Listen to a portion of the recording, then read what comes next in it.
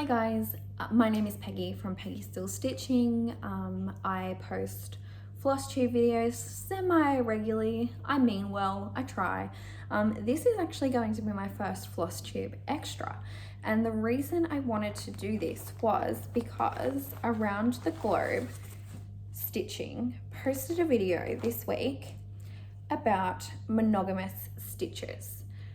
So, a bit of background on me. I've stitched for the last 6 years pretty consistently. Prior to that, I hadn't stitched in a really long time.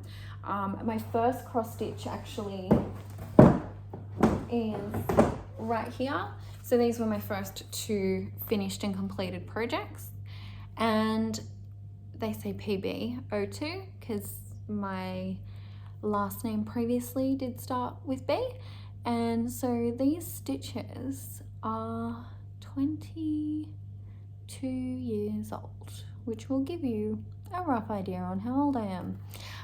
But on the back here, this is my first ever cross stitch, and this was my second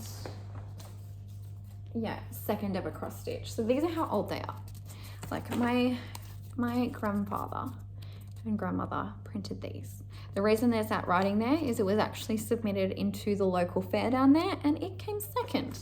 I was beaten by a very fancy pillow with very fancy stitches and beading and all of that. So but to come second in the local fair at 10, apparently pretty impressive. So that's how long this frame's disgusting. Look at it, it's gross. But anyway, so I have known how to stitch for some time, but I haven't been a consistent stitcher that whole time, obviously. So when I came back to stitching, I wanted to stitch and complete, a cross stitch. So like my nan was a monogamous stitcher. So when I got all of her stuff, there wasn't 30 bags of things that she'd started that I needed to complete or wanted, whips that I could finish for her. It was literally like the last one in there had some words that needed finishing off. And I still haven't done that because there's something about that. Like, I just love that it's still there and it's like it was her work in progress. But she was a monogamous stitcher, and she had, I would have writing in some of her books that are like, I started on this date, finished on this date, and she would log and write, via hand how many hours she'd stitched on something, what days she'd stitched on it, which is just really cool. So when you start stitching and you were taught by your grandparent, I feel like it's very different to when you learn how to cross stitch now off YouTube. And there's nothing wrong with that. That's great. Like, it's amazing that there's so many of us out here now cross stitching that weren't taught by grandparents. But I think when you start cross stitching and you're taught that way, you think that that's how you have to do it. And if you're a monogamous stitcher and that's the way you operate, that's amazing. Good for you. I hope you have the biggest finishes and you complete all the things, and that's awesome. For me, when I came back to stitching and I started that way, I wasn't enjoying it and I wanted to complete it. And I've since actually not fully UFO'd it, but it's in a bag. Its threads have been rehomed. It's not completely discarded. I don't know what to do with it. For starters, there's too much left for me to want to finish it, but there's not so much left that it would be, I would be able to finish it if I really wanted to. There's a lot of things that come into why I don't think I'll complete it, but I'm not necessarily ready to throw it away yet, or I just don't know what to do with it. So this was my monogamous stitch. This is a pattern from a Stony Creek booklet. Now the thing is that this bear, she's complete. She's beautiful. There's back stitching, so not fully, but there's some back stitching down here that needs to be done. But otherwise, that bear's complete. She's done. Old hubby bear over here, sorry, this is really hard to hold, is like, let's be reasonable and say almost 50% completed, not including backstitch. She's probably a bit less, but you know, there's a lot of progress on there. It's not like I started this, like I worked for this, but it lost me. Now I want to talk about that for a few different things. So my nan basically stitched on 14 count. This is a piece of 14 count. It's ginormous. I had plans to make this stocking, but I digress. Now, I'm in two minds about this. Like, I could realistically cut this down, have it as a completed piece and be like, yep, I did it. But the pattern's cute, but I hate stitching bears. I'm not that kind of stitcher. A lot of my patterns are fun or darker, or they're Christmassy. Like, where this is Christmas teddy bears. It's cute. It's hard. It is on a piece of 14 count Ada, which I hate. Like, it's humongous, and I stitched it 2/1, so I feel like the coverage isn't what I love. So like, but it's not bad. It's just not. I do 2 threads over 1 on 18 count. So it's just not as lush and fluffy as what I'd normally like. But this is something that I chose and I wanted to do. Now, my nan stitched a lot of bears. There's bears here. She stitched this pattern 3 times, which is just madness to me. But I can't do it, and I want to, but I don't want to. I wish it was just complete, but I don't want to complete it, if that makes sense. Now, when it comes to monogamous stitches, if you are not enjoying your projects and you push through, it leads to like burnout. Like, I put this down and I didn't stitch again for like 6 months because I just didn't want to stitch on it. I wasn't enjoying it. And it sort of took me then, like, watching Flosstube, to be like, well, I don't need to. I needed someone else to tell me that I didn't need to stitch like that. Not saying that monogamous stitches is wrong, but it just wasn't working for me, and it was stopping me stitching at all, which isn't what I wanted. So now I am a multi-project stitcher. And that has massive bonuses for me, because if I get sick of a fabric, or it's nighttime, or it's whatever, I can pick up something that's going to suit me. If I am driving to a doctor's appointment, I know that I don't have to pull out one of my big ones with 80 colors to take with me, because that's the only thing I'm stitching. I can take that 1 to 2 color piece, or the one that's perfectly organized in one of my folders that can hold up to 30 colors, but it's all there, where it just felt like to me that was all I had. So if I wanted to stitch, that was my only choice. And look, maybe that works for some people. I know it works for some people because people do it, and that's great. It's not for me. In saying that, I think is it Alison or Stephanie? I know it was Alison, was saying that she found that she didn't complete things or have those big finishes that she felt like she had before. And I will agree with that. I know that having a full piece like that looks awesome. Look how much work went into that thing. And it's not the same as this, but this can be done in a week or 2. And that is a month, months of commitment.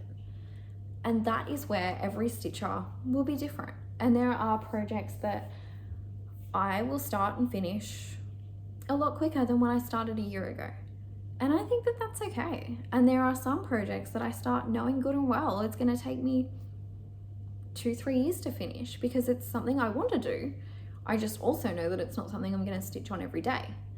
So I think that is where there's no right or wrong way to do things. And the way that the world and the Flosstube is it's very hard to be a minimalist stitcher or a monogamous stitcher when there are so many options. And how do you choose what you're going to stitch on? How do you make that decision? And that's where I just think that everyone needs to do what works for them and fits into their budget and their location abilities to get, like, to be honest. Like, it really bothers me that there are designers that I really, really want to stitch from that only do hard copy patterns. And I get it. Everyone chooses how they run their business. But I can't buy their patterns because I don't see the point of paying 3 times as much as I paid for the pattern just to ship it to me from another country. Yet now with things like Etsy, you can go on and you can purchase a PDF pattern and it happens so quickly, which is also how we become these multi-project stitchers where we just have piles. Like, I literally have 2 tubs sitting next to me right now because I just filmed my most recent Flosstube full of projects. And that's okay. Like, I know that every time I pick up something or every time I want to stitch, I know that there's something in these 40 or whatever projects that will fit how I'm feeling. And that's just how I've chosen to do it. It is a lot harder to whip down and get your project count down than what it is to whip up. And that's something I've learnt massively this year. So this is the first year where I've been pretty consistent with Flosstube. With that though comes the starting cycle and that new start feel, and you see blatant example of it. You see someone post something about the Just Cross Stitch magazine, so then you go and purchase that, and then I finished 2 out of that book in the last month where my previous ones aren't getting love because I found this new thing that I want to play with. And I think that that's where it gets hard. And if I buy one of those magazines, there's 50 plus projects in it. I'm not going to do all 50 of those projects. It's still cheaper than if I bought 4 of them through Etsy, so I may as well have them. But, you know, it just means that you have so many patterns available to you. And the same with fabric. There are so many options and things to try that, like, how do you know what you like? And that's where I think, whilst cross-stitching isn't an expensive hobby, it also is if you are someone that wants to try, you know, Aida, linen, even weave. You've got multiple different counts in all of those. You've got your hand dyeds, your plains wire guards that are available everywhere. And then there's the patterns. Do you want to do a mirabilia? Or do you want to do beading? Like, there are so many options that where do you fit? And like, I know that I'm an 18 count stitcher. That's what I've found that I've enjoyed. But I'm also not buying linen and even weave to try it because I have such a huge collection of 18 count fabric now that I know I'm happy stitching on. But there's that little part of you that's like, what if I just try it? What if I try it and I like it better? And then I've got drawers and drawers of 18 count fabric that I don't want to use anymore, you know?